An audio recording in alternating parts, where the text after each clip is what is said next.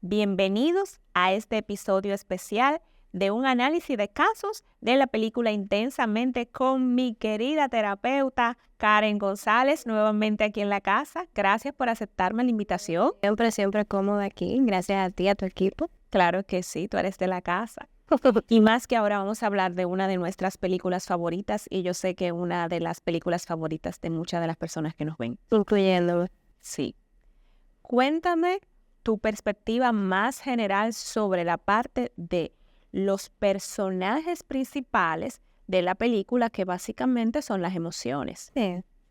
Mira, yo creo que la película Intensamente es una película muy educativa, muy interesante, muy bonita incluso, y logra ilustrar perfectamente cómo es el proceso emocional de cara a un cambio. En específico, estamos viendo ilustrado cómo se ve por dentro un proceso de duelo. Fíjate que, sin intención de dar spoiler para el que no ha visto la película, pero bueno, mejor pausa el video si no la ha visto. Fíjate que la niña, en quien se desarrolla la trama, Riley, está atravesando un proceso de cambio y pues naturalmente de ahí se van a desprender emociones que van a ser protagonistas. Y es muy interesante la película porque va describiendo desde un inicio cómo es el proceso emocional de lo más básico hacia allá lo más complejo en la medida que ella va creciendo. Y yo creo que eso es el gran atractivo que tiene la película, que si la vemos no solamente desde esa mirada recreativa, que es natural, sino como un aprendizaje, podemos tener mayor comprensión de cómo es nuestro proceso emocional. Algo de las cosas que me llama muchísimo la atención es que en el desarrollo de la trama se ve cómo todos estos personajes viven en la mente de Riley lo que ellos llaman esa zona de control. A nivel real, en nuestras emociones, realmente, ¿cuál es la zona de control de las emociones? ¿Cuál es esa parte fisiológica para que la gente pueda ilustrarse de cómo se supone que pasa ese proceso? Bueno, es que la respuesta es una muy buena pregunta, pero es una respuesta bastante técnica.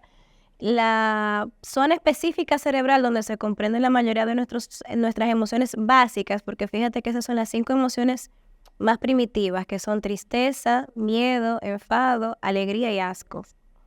La zona donde se ven localizadas es la amígdala cerebral, que no es la amígdala que conocemos, es una zona muy específica que regula, además de las emociones básicas, funciones como el hambre, que son funciones fisiológicas primitivas, y el sueño. Por eso están todas muy relacionadas en un primer momento, porque creo que es muy importante enmarcar que este proceso emocional que describe la película es de una niña, cuyas emociones precisamente son básicas.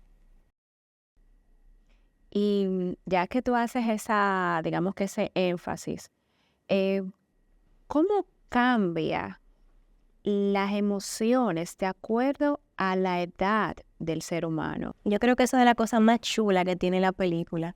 Cómo nos va como llevando. En un principio estamos todos aterrados, que tristeza y alegría se perdieron. Y estamos como que, ¡ay, Dios mío! Se perdió Riley. Y volviendo al tema de los spoilers, vemos cómo muy interesantemente tienen que perderse muchas cosas en esa estructura cerebral de Riley. Vemos cómo se va perdiendo, en primer lugar, esta parte que tiene que ver con la imaginación, que tiene que ver con las fantasías, ¿verdad? Y se sufre, porque lo sufre, claro, es una pérdida. Vemos cómo luego pasa a romperse lo que ella conocía de las amistades. Y vemos ahí una escena donde ella se molesta con una amiguita y le tranca la llamada y se quilló.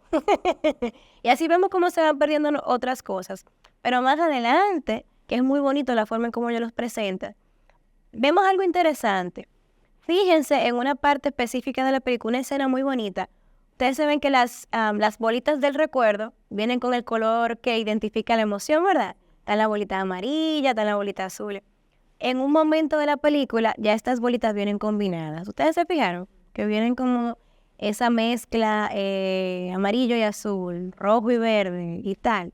Es que las emociones, en la medida que nos vamos haciendo cada vez más conscientes, porque esa es la palabra, se hacen más complejas.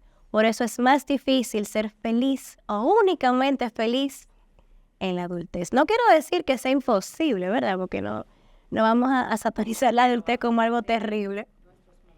Pero es imposible estar todo el tiempo feliz, todo el tiempo optimista.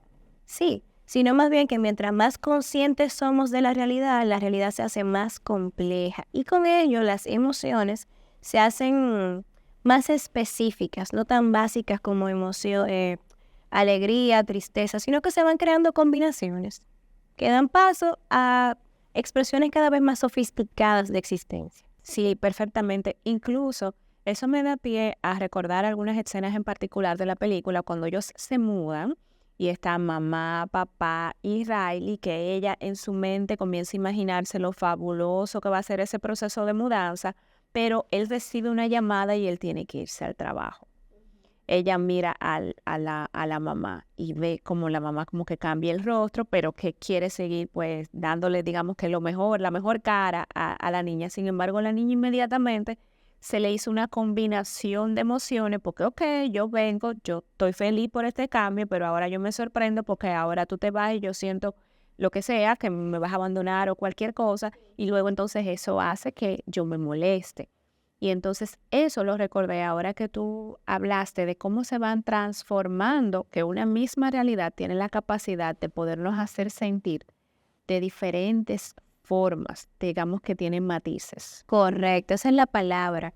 La experiencia humana, en la medida que nos hacemos cada vez más conscientes, vamos entendiendo fenomenalmente el uso de la palabra, los matices que la acompañan y cómo una emoción puede fácilmente coexistir con otra. Que si no tenemos la capacidad de verlo con esa complejidad, ¿verdad? De analizarlo, se va a hacer muy difícil procesar la experiencia que, citando de nuevo la película, es precisamente lo que ilustra cómo para nuestro cerebro es de arduo procesar la realidad y cómo se van creando esos procesos mentales que nos ayudan entonces a entenderlo en la medida que nos hacemos mayores. También otra de las partes que a mí me llama muchísimo la atención es, nosotros tenemos muy satanizada la tristeza.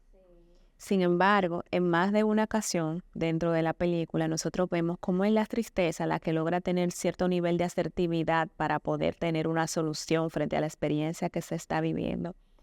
Karen, en la vida real, tengo dos preguntas.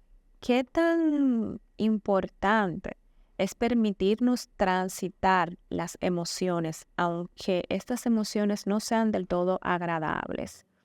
¿Y cuál, en el caso específico de la tristeza, que para todos es muy satanizada, como que nadie quiere estar al lado de una persona triste, nosotros no queremos estar tristes? Si tú estás triste y alguien te pregunta cómo estás, tú no quieres decirles estoy triste, tú simplemente te quieres quedar, no, yo estoy bien, ¿y qué te pasa? No, que me duele la cabeza, pero no te atreves a decir que estás triste.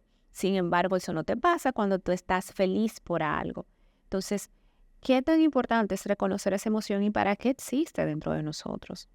Mira, esa pregunta queda perfectamente ilustrada en una escena específica de la película, cuando, si podemos recordar, está, bueno, felicidad, joy, alegría, ahí como forzando el mingo, ¿verdad? Está ella ahí, vamos a estar optimista, que es Riley, no sé qué. Está tristeza con toda su melancolía que la caracteriza. Y hay un tercer personaje que es el joven que mencionamos ahorita, el Bimbo, ¿verdad? Se me fue. El amigo imaginario está triste. Cuando estaban en los canales de la mente. Correcto, él está triste, él se da cuenta que una parte de su relación con Riley se terminó y él está muy triste. Y está en una escena precisamente Joy intentando alegrarlo, como que no le mente a eso, sí, no sé qué, no sé cuánto, y es inútil su esfuerzo. Naturalmente no es compatible con lo que está sucediendo. Y muestra esa escena cómo es tristeza que se sienta con él. Y empieza a narrar la realidad. Wow, debe ser muy triste para ti, Bimbo, esto. Me imagino que viviste cosas asombrosas. Y podemos ver cómo validar la experiencia tiene un impacto impresionante en este personaje. Y fíjate algo muy curioso que hace yo. Y ella dice, oye, lo vas a sentir peor, cállate, no le digas eso. Sí, que es precisamente lo que hacemos ingenuamente, intentando cambiar el estado del ánimo del otro, sin darnos cuenta que esto es lo menos empático que podemos hacer. Es de hecho irrespetuoso tú pensar que tú tienes el poder de cambiar el ánimo del otro que está pasando por un mal momento. Entonces, ¿qué papel tiene la tristeza? Que también lo señala la película. Es la tristeza la que permite que el otro se acerque a consolarnos, siempre y cuando esté en la capacidad de vivir esa emoción con nosotros. Porque, ¿qué pasa? Si tú no estás en la capacidad de autorregularte, es imposible que me permitas a mí regularme en una emoción que tú mismo rechazas. Entonces, la tristeza, que vamos a describir cuál es el papel de la tristeza en la vida real. La tristeza es una emoción displacentera, es una emoción que baja los ánimos, literalmente, fisiológicamente, es una emoción que pausa, ¿ya? Es una emoción que logra aletargar el pulso de la persona. Y es una emoción que permite la ternura. ¿Ustedes no se fijaron que la emoción principal en la mente de la mamá de Riley era la tristeza? ¿Por qué? ¿Porque está triste, está depresiva, mamá? No, porque es una emoción tierna, cuidadora. ¿Y cuál es la emoción principal de la cabeza del papá de Riley? Vamos a ver, ¿quién se gana esos punticos? Ay, ay, ay, ay, ay, la rabia. El papá la supo decir. Y es interesante. Pero volviendo a tu pregunta, que es muy buena, la tristeza es una emoción social que permite el contacto social. Y sabes que yo tengo siempre la idea de que la tristeza es una de las emociones para mí más poderosas, más transformadoras, porque te muestra lo incómodo de una situación. Te muestra aquellas cosas que a ti no te gustan, aquellas cosas que ya tú no quieres tolerar más, pero te lo muestra desde mi perspectiva. Hablo desde también mi experiencia humana. La tristeza te muestra aquellas cosas que realmente son más vulnerables en ti. Aquellas cosas que te duelen más. Aquellas cosas que pasaron quizás porque tú en un momento determinado, entretenido con otras emociones, pasaste el límite que no tenías que haber pasado. Y ahora eso te lo muestra, e incluso para mí es tan poderosa la emoción de la tristeza porque, contrario a la rabia, la tristeza te lleva a un estado de, como tú dices, de letargo. Cuando tú tienes rabia, cuando tú estás molesto, primero estás muy eufórico, tú lo que quieres, yo tengo una amiga que tiene un colegio y hay un niño que cuando se molesta dice, yo quiero venganza. Entonces, yo cada vez que me molesto y estoy relajando con ella, le digo, amiga, yo quiero venganza. Entonces la rabia te muestra eso, pero también la rabia es complicado manejar socialmente porque la rabia, como puede llevarte a conductas que no son adecuadas, es mal vista. Correcto. Entonces, hasta tus gestos, si estás enojado, pueden sentirse con cierto nivel de agresividad. Pero la tristeza, aunque tampoco es aceptada socialmente, yo diría que más por la incomodidad que produce el hecho de no saber gestionarlo. Pero nadie puede decirle a nadie que le molesta que estés triste. Tú supieras que no deberían, pero hay formas muy sutiles de decir me desagradas triste. ¿Sabes por qué? Porque una persona que está triste no está emocionalmente disponible. Una persona que está pasando por un mal momento, pues naturalmente no te va a acompañar a una fiesta, naturalmente no está de ánimo, no sé qué, para cotorrear, para chismear. Entonces, eso hace que en la relación yo te necesite. Y aunque yo no te voy a prohibir la tristeza, te voy a poner reglas. Está bien, está triste, pero todavía tú tenés eso. Ay, mana, pero ya supéralo. Ese otro puntito que también se vio mucho en la película, con la tristeza, pero también con el enojo. En un momento que ellos estaban en la zona de control y era también, yo recuerdo, no recuerdo ahora si era el papá o la mamá de Riley que la ven ahí tratando de gestionarse y querían ponerle como un deadline, como ya no tenemos por qué estar de esa forma. Entonces, con relación a lo que tú dices, es muy cierto, la gente le quiere poner tiempos a los procesos emocionales del otro. Claro. Sí, no, recuerda la premisa básica, o sea, es que una persona incapaz de autorregularse será incapaz de tolerar tu proceso de regulación emocional y empezará a desvalidarlo, a criticarlo, a cuestionarlo, a minimizarlo en el afán de que tú estés disponible para mí.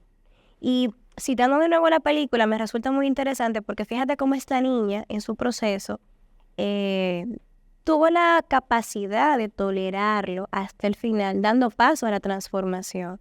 Muchas personas, incluso en su adultez, no permiten que esto suceda, interrumpen el proceso de cambio, porque no pueden tolerar el malestar, la frustración, lo que sea, y no se dan cuenta cómo con eso no solamente se sabotean, sino que le ponen un tope, como que le ponen techo a su propia evolución, estancándose. Crecer duele, crecer implica pérdidas. Crecer implica renuncias. Ay, ese es uno de los puntos que más me conmovió de la película, era precisamente este amiguito. De nuevo me fue el nombre, Bimbo. El amigo imaginario. En un momento se sacrifica en que Riley evolucione y dice la frase que me conmueve y dice, llévala a la luna por mí. Qué lindo, qué bonito. Y es que, bueno, sí, crecer duele y hay que dejar cosas que nos gustan, que nos conmueven, que amamos atrás porque ya no encajan en la versión actual de mí. Puntos interesantes. Cuando la película empieza, es cuando Riley nace. Oh, no le había llegado que era que Riley estaba naciendo. Sí, Riley estaba naciendo, ya estaba todavía ahí acabando de salir. Yo vi un bebé, no Un sabía que era bebecito. ella. Un bebecito.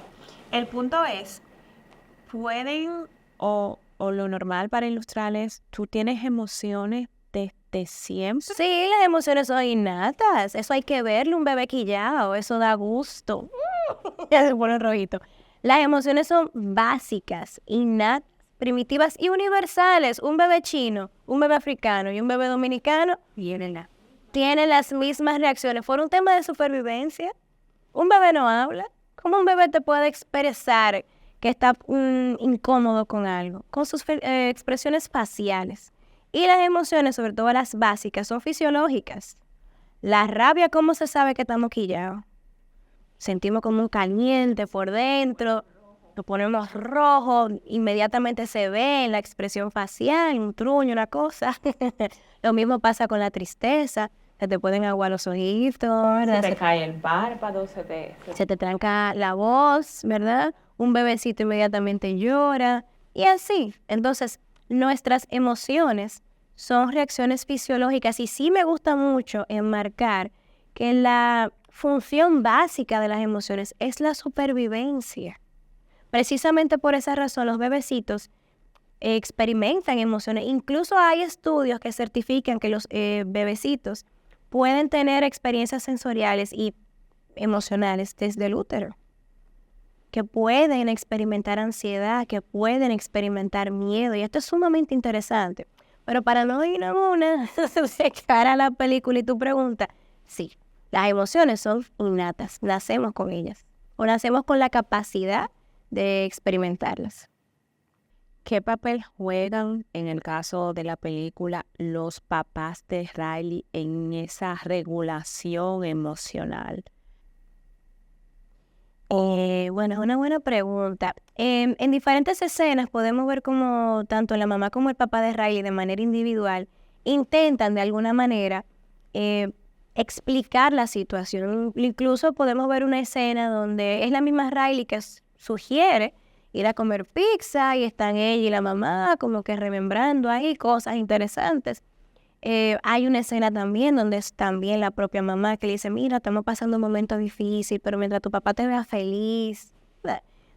Y no me gustaría decir que hacen un mal trabajo porque hay que verse en la situación. Cada quien nos hemos visto en una posición incómoda de cara al manejo con nuestros hijos y pasa. Pero sí me gusta algo que creo que es importante reconocer que se hace al final y es como todos se abrazan dando paso a la emoción. Precisamente ya casi al final de la película, Riley rompe en llanto, abraza su tristeza, que estoy triste, yo no me quería mudar, mis amiguitos. Y mira qué bonito cómo es la misma familia que valida la experiencia, ¿no? A mí también me hace falta mi hija y esto y esto y esto.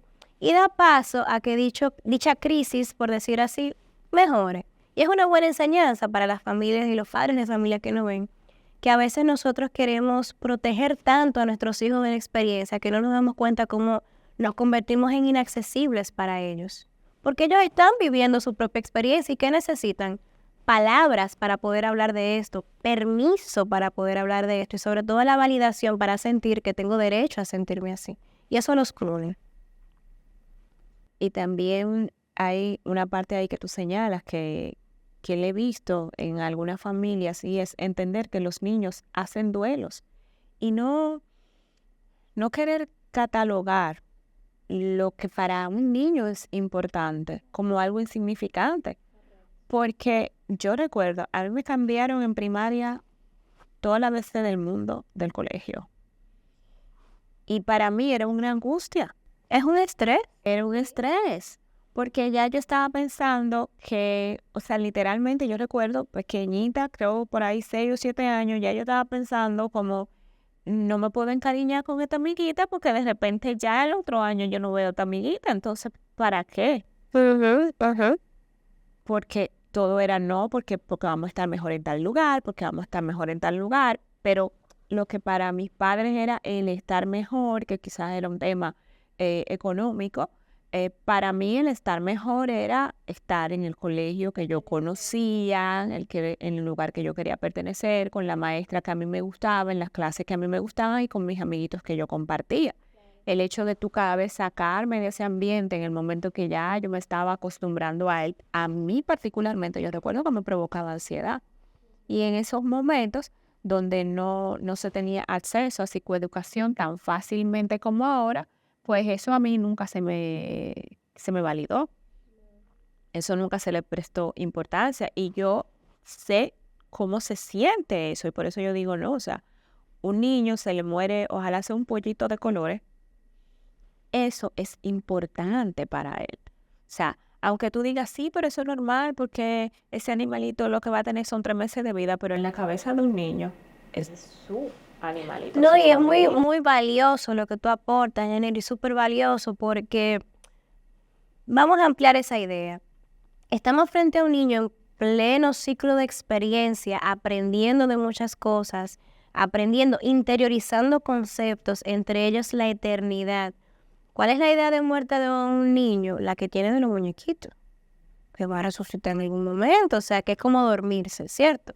Entonces, cuando sufre una pérdida temprana, un abuelito, una mascota, no entiende el concepto de eternidad, de que no va a regresar. Y esto entonces hace que el niño sienta una emoción específica que nunca iba a sentir si no fuera por ese momento. ¿Cuál es? Pánico. ¿Qué está pasando? No entiendo. Y anudándolo a la misma película de la que estamos narrando, ¿cuál fue el proceso interno de Ray en todo esto? Está esa emoción de vuelta loca y era algo que ella sabía que iba a pasar y que fue explicado y que incluso ya fue integrada en el proceso. Imagínate cuando es algo que sucede de manera sorpresiva o cuando no están integrados y dicen, que lo que están, eso son cosas de adultos. No sé si me doy a entender lo irrespetuoso que es esto de cara al proceso de duelo y cómo nosotros, insisto, ignoramos como padres el esfuerzo, el estrés que implica para un niño entender todo esto. Tanto es así que ahí es donde suceden aquellas famosas memorias reprimidas. El concepto de memoria reprimida no es únicamente aquella situación terrible que yo no quiero recordar, también son aquellas situaciones desagradables que yo no supe ponerle nombre en el momento. Porque ¿quién le va a decir a un niño que eso se llama pánico, lo que él está sintiendo? Nadie, ¿verdad? ¿Quién le va a decir a un niño que se llama desesperanza, eso que tú estás sintiendo? ¿De que para qué me encariño? Sí. Nadie. Pero es una emoción que ya existió y que hay un registro mental de la misma. Y es por eso que como adulto a veces tú escuchas gente diciendo, yo ni sé cómo que yo me siento. Claro, es que no le sabes poner nombre. ¿Sí me voy a entender?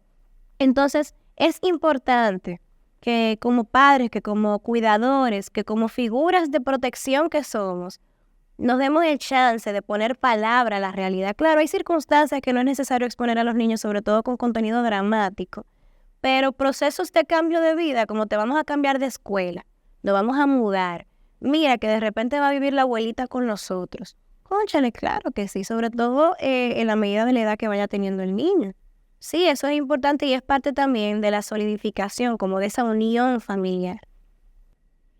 Sí, esa fue realmente una de las cosas que salió en varias escenas en la película y a mí particularmente me llamó mucho la atención por esta experiencia que yo compartí, que yo tenía en mi infancia, que más de una vez me pasó y sí puedo dar fe y testimonio que eso genera memorias. Después tú en tu vida de adulto, yo particularmente, si yo algo veo que yo no voy a tener, voy a hacer un proyecto y si ese proyecto yo entiendo que no es un proyecto que en mi mente va a tener un buen fin o que va a ser longevo o que va a valer la pena, yo ni lo empiezo. Porque yo digo, ¿para qué yo voy a empezar un proceso? Para que a la vuelta de la esquina se caiga. No, y mira, déjame decirte que incluso en la misma película, que a mí me impresiona la primera vez que yo vi la película, y dije, no, pues esta la tiene que haber hecho un equipo de psicólogos o algo, porque está como demasiado atinada, muy precisa. Fíjate que en un momento en la que están como describiendo el headquarters, ¿verdad? Como que la oficina central, menciona cómo esos core memories, o esas memorias centrales, esos recuerdos primarios, se van enlazando con un componente de personalidad. Qué interesante, ¿verdad? Y es así. Efectivamente, nuestras experiencias tempranas, en función a cómo hayan sido positivas o negativas, van a moldear una parte de nuestro comportamiento llamado personalidad o temperamento. Van a ser de nosotros quizás con mayor tendencia a la pasividad o a ser un poquito más confrontativo o a ser como más organizado, a ser más metódico, a ser como más pasivo. Naturalmente en función de las experiencias que hayamos tenido previamente. Y es muy interesante.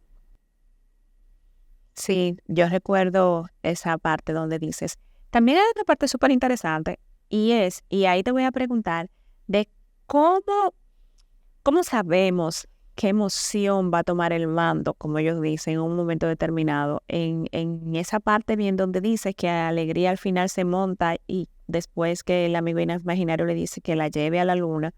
Y al final, para mí una combinación entre tristeza y alegría es la que logran sacarla de ese estado de bucle donde ella estaba en ese momento. Pero en la vida real, Karen, ¿qué podemos hacer conscientemente o no podemos hacer nada para que una emoción prevalezca sobre otra? ¿O cómo es ese proceso si yo estoy frente a una situación que de repente me da miedo, pero a la vez me da alegría? Por ejemplo, un cambio importante en la carrera, sí, me da miedo afrontarlo, pero también me da alegría el hecho de estar obteniendo ese tipo de resultados. ¿Puedo yo influir en las emociones? ¿Son solo las emociones que influyen en mí? ¿Cómo se da este proceso? ¿Cómo yo puedo gestionar? Las emociones son ingobernables. Por mucho que la pobre ya intentó y forzó y forzó y forzó, o sea, no.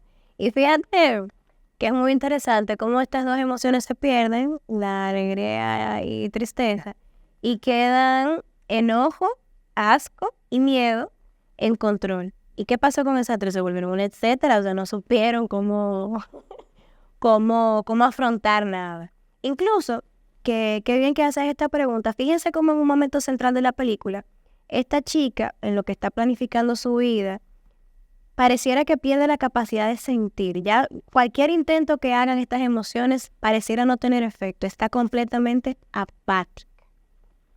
Eso pasa cuando queremos forzar una emoción, nos desconectamos.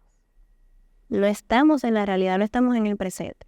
Las emociones son ingobernables por su naturaleza fisiológica, por su naturaleza y su importancia de cara a la supervivencia. Sin embargo, esto no quiere decir que estemos completamente a expensas, ¿verdad? Que estemos sin ningún tipo de recurso. Claro que los tenemos, los recursos son verbales, cognitivos. Más que todo lo que podemos hacer en un momento de crisis es autocuidado.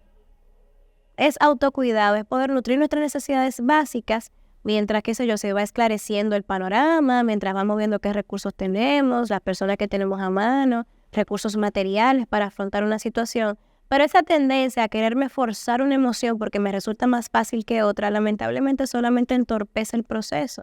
Vas a reaccionar acorde a la situación que estás viviendo. Hay emociones favoritas. ¿Tú no te has fijado que hay gente que prefiere tener un pique hasta triste? Pero ¿de qué te sirve taquillado si lo que necesitas es la tristeza para resolver? Hay personas, por ejemplo, hoy mismo tuve una paciente chulísima, ella me encanta, un beso, que ya va a saber quién es de que yo la describa.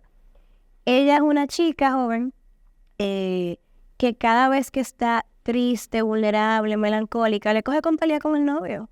Y lo llama y le rellena y que tú eres un estúpido. ¿Por qué? Porque el sentirse frágil la encoleriza. ¿Y cómo lo manifiesta? Con un pique. Y tirando boche y no sé qué y no sé cuánto. Entonces llega a consulta que él no me entiende. Mi niña, ¿y cómo rayos te va a entender? No sé si me voy a entender.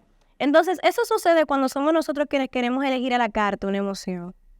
Y queremos resistirnos a qué es lo que el evento te está haciendo vivir. Y esto es lamentablemente una forma de autosabotaje. Cuando tú vas en contra de lo que tú necesitas, es imposible poderlo satisfacer y consecuentemente es imposible resolver la situación como tal. No sé si me debe entender. Entonces, los recursos existen, pero no hay cese. La emoción hay que dejarla ser. Y desde la aceptación, pues entonces podemos transformar el panorama. ¿Y cómo prevalece una emoción sobre otra? Recordando esa parte de la película justamente cuando ellos se pierden con el amigo imaginario, cuando ya se va el recuerdo de ese amigo imaginario que pasa por los diferentes túneles y llega el momento donde pues comienzan a dar los saltos, que tristeza comienza a impulsar, que se baja y entonces alegría que se va junto con Riley sale. Ahí podemos ver, digamos, como una primera combinación entre dos emociones que supuestamente son contrarias, pero al final, por alguna razón, llegan, digamos que a coexistir. Eso realmente es algo real, esto no pasa. Emociones contrarias pueden coexistir dentro de un mismo escenario. La nostalgia es la capacidad de lamentar y celebrar al mismo tiempo.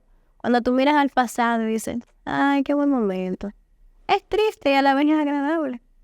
Pero se necesita cierto grado de madurez para que esa emoción pueda existir y llegar como un regalo. Igual también puede venir, tú mismo lo citaste ahorita, esa combinación de excitement, de alegría, pero como con miedito, de cara a un cambio, de cara a una promoción, algo que tú has tenido mucho tiempo pensando. Una migración, por ejemplo. Ay, me voy del país, me llegó mi green card, qué sé yo. Ay, qué emoción. Claro, pero eso no quita que haya cosas que se vayan a perder y que consecuentemente sean tristes, ¿no? Entonces, sí, emociones que pueden ser diametralmente opuestas pueden coexistir perfectamente. Y un escenario donde vemos eso con mucha naturalidad y frecuencia es precisamente el duelo. El duelo es ese eje transversal que pone relevancia a muchas cosas, que pone en evidencia muchas cosas. Como algo tú puedes, bueno, pero no nos vayamos más lejos. Tú terminas una relación y tú no quieres volver con ese fatal, pero lo echas de menos. Extrañas cosas de esa relación. El duelo es ese momento o ese hito en nuestra vida o hitos en nuestra vida que ponen en relieve esa combinación emocional que a veces es tan dispar, a veces es tan contrario, que se hace como difícil entender, pero ven acá, si yo estoy tan incómoda con esto, ¿cómo que me va a hacer falta esto? Pero sí, simplemente existen, porque son partes diferentes de ti y partes diferentes de la realidad. De verdad que esta película está cargada de... Literal, una película de muñequitos, como dijo Marcelino, que no es para niños. Ellos se van a entretener con los caracteres, con los colores, pero literal que es para los adultos y es un gran aprendizaje psicoeducativo y que nos pone en evidencia. Me atrevo a decir que no es para ni siquiera el adulto, es para nuestro niño interior. Es precisamente esa ventana, esa oportunidad como tú hiciste, como hice yo, como seguramente muchos más hicieron, de decir, wow, porque no lo tuvimos en nuestro momento, llegó ahora. Así es. Así es. ¿Hay alguna escena de la película que a ti te gustaría que debatiéramos, que te llama en especial la atención? Bueno, yo creo que yo creo que sí que hemos hecho un recorrido interesante con todas las escenas. En particular, a mí me gustó mucho, mi personaje favorito fue el desagrado. Y el mío era tristeza. Sí. El mío era tristeza, sí, porque yo lo encontraba súper asertiva, porque que alegría literalmente me tenía un poco agobiada. Porque alegría estaba muy intensa, Sí. porque alegría quería que las cosas fueran Como como ella ella quería. quisiera, en el momento que ella quisiera y no dejaba que nadie... Es una emoción infantil. Mira, de verdad, que alegría me tenía un poco Estaba agobiada. necia ella, sí. Entonces, tristeza, aunque al inicio yo recuerdo particularmente una escena donde ella se cae, no puedo más, y ella se cae, y yo dije, qué dramática, y me recordé de otra.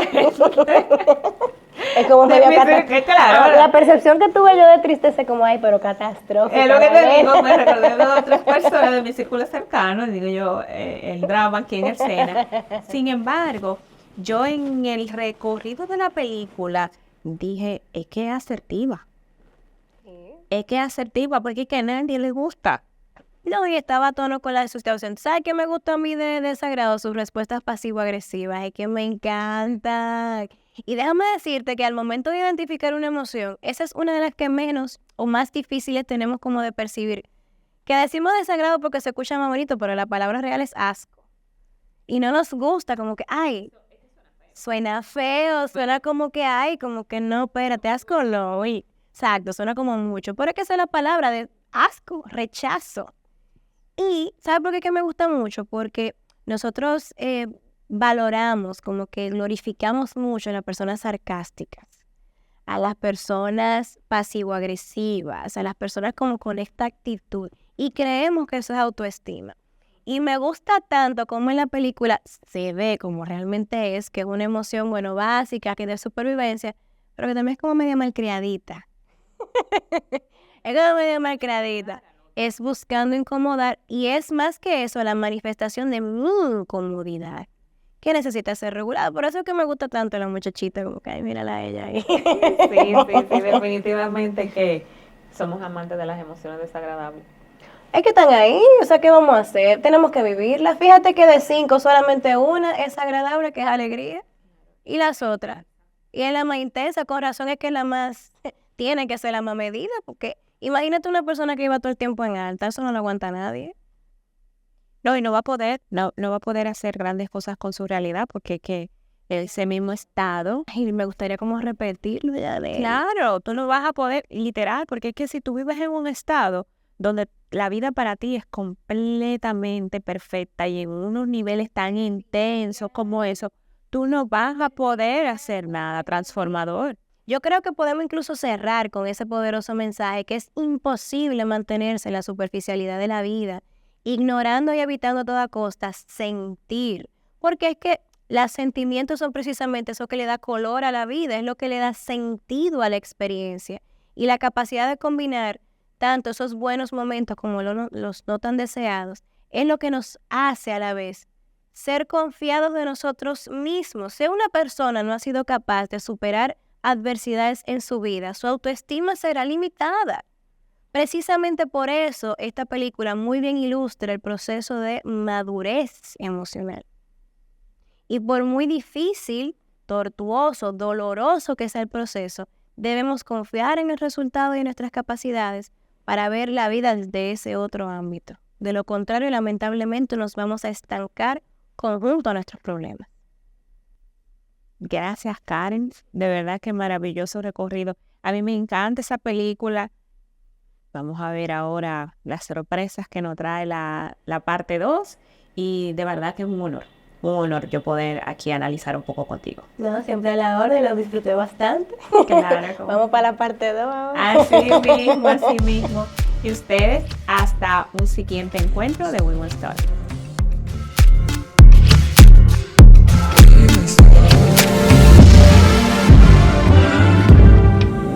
Women's Talk.